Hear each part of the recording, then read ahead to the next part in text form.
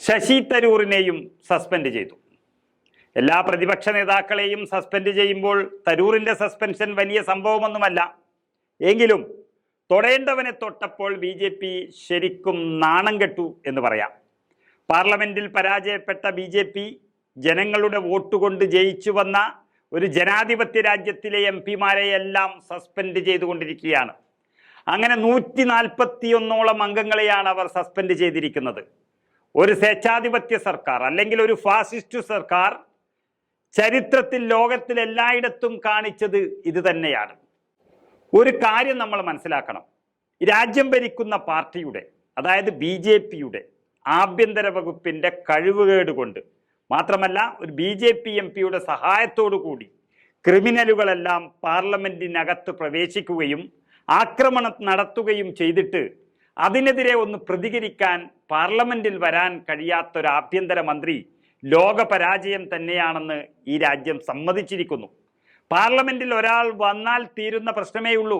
അതിനു പകരം രാജ്യത്തെ മുഴുവൻ പ്രതിപക്ഷ MP-മാരെയും സസ്പെൻഡ് ചെയ്യുകയാണ്. എന്ത് തോന്നിയവാസം എന്ന് നോക്കണം.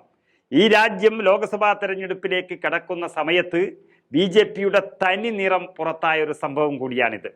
ഇന്ന് 78ഓളം MP-മാരെ സസ്പെൻഡ് ചെയ്തതിൽ ശശി തരൂരിന്റെ ചില വാക്കുകൾ ഈ രാജ്യം എടുത്തു ചർച്ച ചെയ്യുകയാണ്. ലോക്സഭയിൽ വീണ്ടും പ്രതിപക്ഷ MP-മാർക്ക് കൂട്ട സസ്പെൻഷൻ ഉത്തരവിറങ്ങിയതിന് പിന്നാലെ സമൂഹ മാധ്യമത്തിൽ ശശി തരൂർ MP-യുടെ ഒരു പോസ്റ്റ് വലിയ ചർച്ചയായി മാറിയിരിക്കുകയാണ്. ലോകം തന്നെ ശ്രദ്ധിച്ചു തുടങ്ങിയിട്ടുണ്ട്.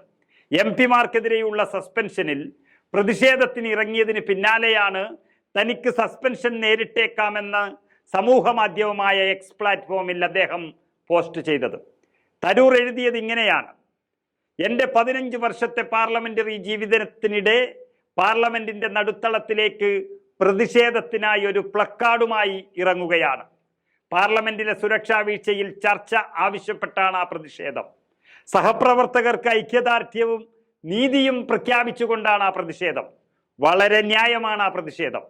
സുരക്ഷാ വീഴ്ചയെ ചോദ്യം ചെയ്തതിനുള്ള കാരണത്താൽ ഉള്ള സസ്പെൻഷൻ ഒരിക്കലും ന്യായീകരിക്കാനാകില്ല. എനിക്കും സസ്പെൻഷൻ നേരിട്ടേക്കാം. യാതൊരുവിധ ന്യായീകരണവുമില്ലാത്ത ആ സംഭവത്തെ ചോദ്യം ചെയ്തതിനുള്ള ഒരു അംഗീകാരമായാണ് ഞാൻ ഇത് കണക്കാക്കുന്നത് എന്നാണ് ശശി തരൂർ കുറിച്ചത്.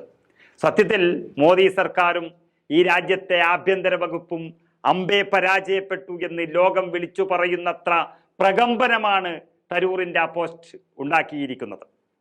ജനാധിപത്യ സർക്കാർ എന്ന് പറയാൻ പോലും യോഗ്യതയില്ലാത്തവരായി മോദി സർക്കാർ മാറിയിരിക്കുന്നു എന്നർത്ഥം. ആക്രമണം നടത്താൻ പാസ് കൊടുത്ത ഒരു MP പാർലമെന്റിൽ തന്നെ ഇരിക്കുമ്പോൾ അതിനെതിരെ പ്രതിഷേധിച്ചവരെ പുറത്താക്കുന്നൊരു നടപടി തങ്ങൾക്ക് നാണക്കേടുണ്ടായി എന്ന് BJP ശരിക്കും തിരിച്ചറിഞ്ഞത് ഇന്ന് ശശി തരൂരിനെ തൊട്ടപ്പോഴാണ്.